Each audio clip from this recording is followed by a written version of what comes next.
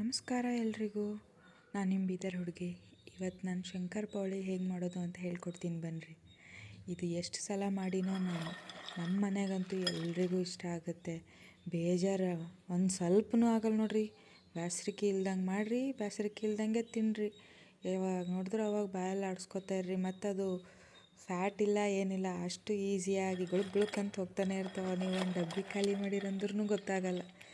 ಬಾಜು ಇಟ್ಕೊಂಡು ಪೂರಾ ದಿನ ಎಲ್ಲ ತಿಂದರೂ ಭೀ ನಿಮಗೇನಿಲ್ಲ, ಅಷ್ಟು ಚಲೋ ಅವ. ಬಾಯಾಗ ಇಟ್ಟರು ಕರಗ್ತಾವೆ, ಬಿಸ್ಕೆಟ್ ಥರ ಅವ ನೋಡ್ರಿ. ಮತ್ತು ಹೆಂಗೆ ಮಾಡಮ್ಮಿ ಹೇಳ್ಕೊಡ್ತೀನಿ. ಈ ಜನುಮವೇ ದೊರಕಿದೆ ರುಚಿ ಸವಿಯಲು. 1 ಕಪ್ ಸಕ್ಕರೆ ತೊಗೊರಿ, 1 ಕಪ್ ಹಾಲು ತೊಗೊರಿ, ಎರಡೂ ಮಿಕ್ಸ್ ಮಾಡಿರಿ. ಜಲ್ದಿ ಕರ್ಗಲ್ ಹೊಂಟದ, ನಮ್ಗೆ ಅರ್ಜೆಂಟ್ ಮಾಡೋದದ ಅಂದ್ರೆ ಏನು ಮಾಡಿರಿ, ಗ್ಯಾಸ್ ಸ್ಟವ್ ಮೇಲೆ ಸ್ವಲ್ಪ ಇಡ್ರಿ. ಸ್ವಲ್ಪ ಅಂದ್ರೆ ಆ ಸಕ್ಕರೆ ಕರ್ಗೋಟೆ ಬಿಸಿ ಆದ್ರೆ ಸಾಕು. ನೆಕ್ಸ್ಟು ನಾವು ಇದೇ ಕಪ್ಲಿಂದ ತೊಗೊಂಡಿದ್ದೆ ನೋಡ್ರಿ. ಈ ಕಪ್ಪಿನಾಗೆ ಸೇಮ್ ಅಳತಿದಾಗ ತುಪ್ಪ ಹಾಕೋರಿ.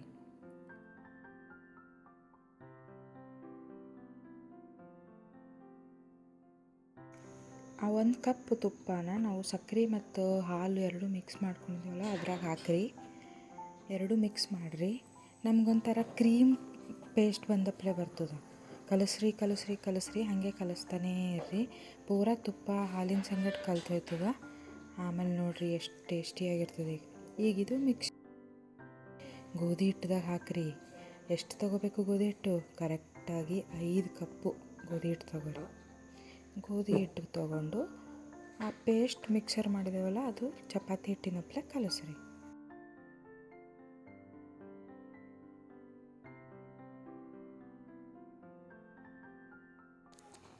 ನೋಡಿರಿ ನಮ್ಮ ಹಿಟ್ಟು ರೆಡಿ ಆಗ್ಯದ. ಇದು ಜಿಗಿ ಇರಲ್ದು ನೋಡಿರಿ, ಯಾಕಂದ್ರೆ ಇದ್ರೊಳಗೆ ನಾವು ತುಪ್ಪ ಹಾಕಿದ್ದೇವಲ್ಲ, ಅದಕ್ಕೆ ಜಿಗಿ ಅನ್ನೋದು ಇರಲ್ಲ. ಹಾಗೇ ಚಪಾತಿ ಮಾಡ್ಕೊಂಡಂಗೆ ಮಾಡ್ಕೋಬೇಕು. ಕೊನೆ ಇರೋದೆಲ್ಲ ನಾವು ಹಿಂಗೆ ಕಟ್ ಮಾಡಿ ತೆಕ್ಕೋಬೇಕು. ಆ ತೆಕ್ಕೊಂಡಿರೋದು ನಾವು ಮತ್ತೆ ಇನ್ನೊಂದು ಸಲ ಚಪಾತಿ ಅಪ್ಲೆ ಮಾಡಿ ಸೇಮ್ ಶಂಕರಪೋಳಿ ಕಟ್ ಮಾಡ್ಕೊರಿ. ಈಗ ಇಲ್ಲಿ ಕಟ್ಟಿಂಗ್ ಮಾಡ್ಲಿಕ್ಕೆ ಭೀ ನಿಮ್ಗೆ ಯಾವ ಶೇಪ್ ಬೇಕೋ ಆ ಶೇಪ್ನ ಕಟ್ ಮಾಡ್ಕೊರಿ. ನಾ ಇಲ್ಲಿ ಚೌಕ್ ಕಟ್ ಮಾಡ್ಕೊಂಡಿದ್ದೆ, ಅಂದ್ರೆ ಸ್ಕ್ವೇರ್ ಶೇಪ್ದಾಗ ಮಾಡ್ಕೊಂಡಿದ್ದೆ. ನಿಮಗೆ ಇಷ್ಟ ಆಗಿರೋ ಶೇಪ್ನ ನೀವು ಮಾಡ್ಕೊರಿ. ಡೈಮಂಡ್ ಮಾಡ್ಕೊರಿ, ರೆಕ್ಟ್ಯಾಂಗಲ್ ಮಾಡ್ಕೊರಿ, ಬಿಸ್ಕೆಟ್ ಅಪ್ಲೆ ಮಾಡ್ಕೊರಿ, ಅದು ನಿಮ್ಮ ಇಷ್ಟ. ಇಲ್ಲಿ ನಮ್ಗೆ ಹಿಟ್ಟು ಚಪಾತಿ ಅಪ್ಲೆ ಮಾಡಿದ್ರೆ ಭೀ ಅದು ಒಡೆದು ಹೋಗ್ಲತ್ತದ, ಪೂರಾನೇ ಒಣಗಿ ಹೋಗ್ಯದ ಅಂದ್ರೆ ಏನು ಮಾಡ್ಬೇಕ್ರಿ, ಇದು ಒಂದು ಜಸ್ಟ್ ಸ್ಮಾಲ್ ಟಿಪ್. ಸ್ವಲ್ಪ ಹಾಲು ಉದುರಿಸ್ಕೊರಿ. ಹಿಂಗೆ ಹಾಲು ಅಂದ್ರೆ ನಾವು ಇದ್ರಾಗ ನೀರೇ ಹಾಕಿಲ್ಲ ನೋಡ್ರಿ, ಅದ್ರ ಸಲಕ್ಕೆ ಹಾಲು ಉದುರಿಸ್ಕೊಂಡು ಸೇಮ್ ಇದೇ ಥರ ಕಲಿಸ್ಕೊಂಡು ಮತ್ತೆ ಮಾಡಿರಿ. ಅವಾಗ ಚಲೋ ಬರ್ತಾವೆ. ಒಂದೇ ಸರಿ ಓಸು ಮಾಡಿ ಇಟ್ಕೊಂಡು ನಾವು ಎಣ್ಣೆ ಕರಿತೇವೆ ಅಂದ್ರೂ ಭೀ ಪರವಾಗಿಲ್ಲ, ಒಂದಕ್ಕೊಂದು ಅಂಟ್ಕೊಂಬಲೆ ಅವು. ನೋಡ್ರಿ ನಾ ಇಲ್ಲಿ ಕರ್ಲತ್ತಿದೆ.